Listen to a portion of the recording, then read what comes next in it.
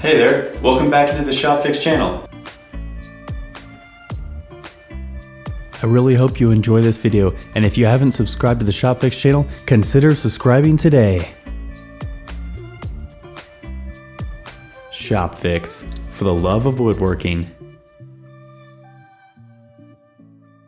I think it's important to mention that I've been actually using this jointer in this setup for nearly 3 years now. One of the great features of this jointer, in my opinion, is that the fence is easily adjustable and easy to get accurate as far as a 90-degree angle or a 45-degree angle. So they have two knobs in the back, and one changes the angle of the fence and the other changes the position of the fence on top of the jointer bed. The reason why the fence moves back and forth on the jointer bed is because when you're jointing very thin stock, like the edge of a board over and over and over, the cutter heads on this jointer will start to wear off very slowly unless you chip them. And what you want to do over time is change the position of this fence so that you're not running the jointer on the same cutter heads the entire time. So that's why you'd want to do that. So I want to go in a little bit more detail on how you can actually adjust the fence. There's no preset adjustment at 90 degrees, and it seems like it would be tricky. However, it's not quite that tricky. So what I do is I just take a square, and you might think, well, why not just put the square on one side and line it up? Well, sometimes it's not quite accurate. So if you put it on there like that, you can simply take a small clamp and then clamp it on the edge. You're gonna wanna keep this technique in mind because I spent forever trying to get this locked in at 90 when I first got the machine. And this makes it so much easier whenever you wanna do this. And you're gonna wanna put a square on this side, just like so. And then you wanna put a square on this side, the same exact way. Okay, so now you have a perfect 90-degree angle set on that end of the fence and a perfect 90-degree angle set on this side of the fence. Now you can look and make sure both of your squares are resting on the bed. Okay, right there. Now you can go ahead and lock that knob in. Okay. And make sure it's really tight. Okay. Now you can go ahead and unlock these squares.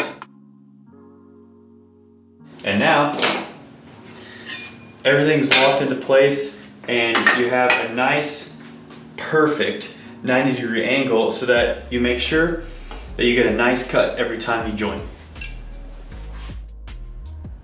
Okay, so to adjust the depth of the cut on this jointer, you're simply gonna wanna unlock this knob, and that's gonna release the locking mechanism on the bed, which allows you to raise the bed up to make the cut less. And you can see this indicator right here is telling you what depth of cut you're producing.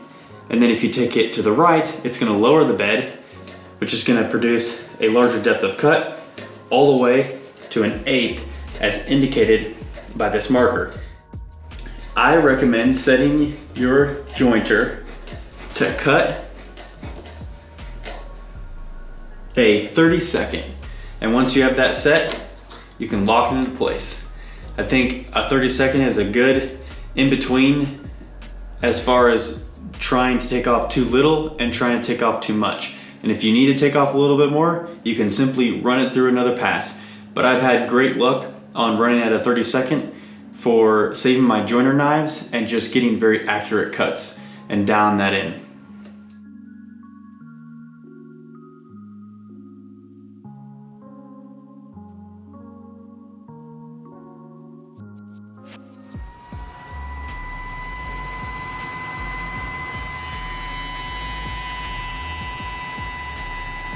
I have face jointed many boards under 6 inches on this jointer. However, when you're working on larger projects, you're usually working with lumber that's wider than 6 inches, especially if you're working on large furniture. Now, I've solved that problem, and I can give you some links, and I'll flash a couple cards of how I solved that problem with a planer sled jig. So first you're gonna have to move the blade guard out of the way and prop a block to keep that from sliding back. Then you'll want to make sure that the power is off to your jointer before you do this process. And then you'll see that the helical blades are in various spots around the jointer. All we have to do is take the star bit, and I'm pretty sure this comes with it, and you just stick it in there,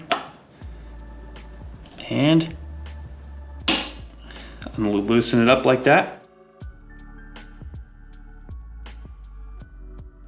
And that comes right out.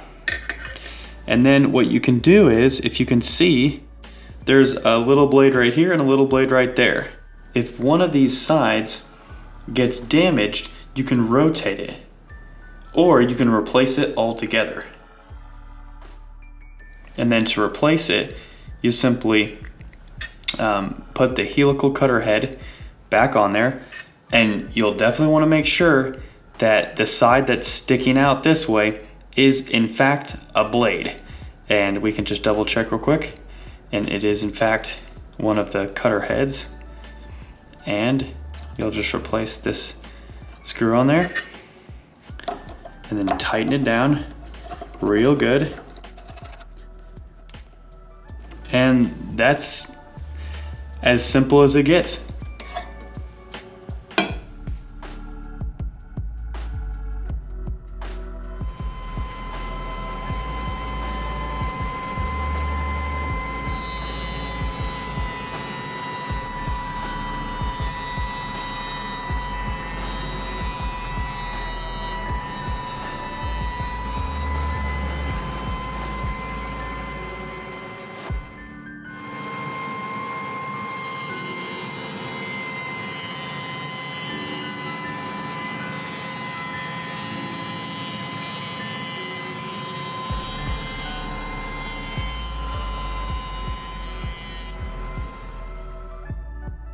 Overall, since I've had this jointer for about 3 years and working with it at its full capacity, I can tell you that the workmanship, all the knobs, all the features, all the functions work exactly how they're supposed to. I've chipped a few jointer knives, but I've shown you how to replace those. It's very simple. All I've simply had to do is, when I chipped a helical head, cutter head on this jointer, I simply unscrewed it and rotated it. So that works fine. The fence is very sturdy once you get it locked in at 90 degrees, and I showed you how to do that. And so overall, at the capacity that it can cut, it performs very well.